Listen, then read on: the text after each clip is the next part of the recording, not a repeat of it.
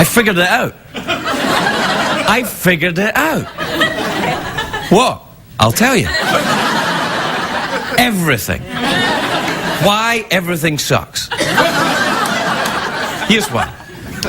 In the 1950s, late 50s, early 60s, a bunch of advertising guys got together in Madison Avenue and decided that what they were trying to do was sell products to younger people. They thought we should try and sell products to younger people because then they'll buy things their whole life. So they'll try and sell them soft drinks or bread or cigars or whatever the hell they were selling them. And they thought we'll try and appeal to young people. It was just an advertising thing. They didn't mean any harm by it. It's just a little bit of market research. And so they did that, and they told the television companies and the movie companies and the record companies, and everybody started targeting the youth because the youth was the place where you were going to be able to sell things. And what happened was that in a strange kind of quirk of fate, youth began to be celebrated by society in a way that it had never been in any time in human history, because what used to be celebrated was experience and cleverness. But what happened was that what became valuable was youth, the quality of youth, which made you a consumer.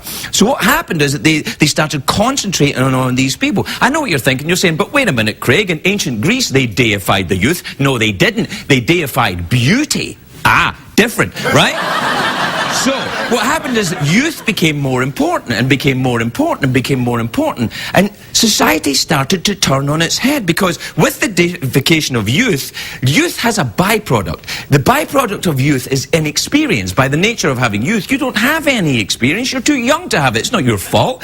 But you're young and you're kind of stupid. So they sell you stuff, right?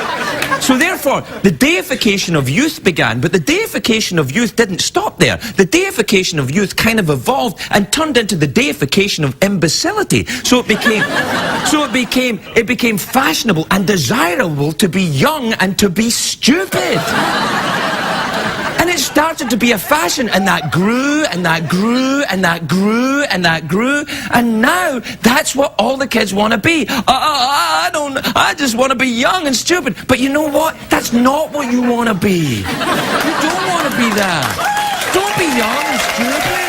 Look. And then what happened is that people were frightened to not be young. They didn't want to not be young. They didn't want to get older, so they started dyeing their hair. They started mutilating their faces and their bodies in order to look young. But you can't be young forever. That's against the laws of the universe. And all of this horrible quirk and this terrible movement, nobody meant it, nobody meant any harm, but now we're in this terrible place where we have the ooh-la-la, Jonas Brothers!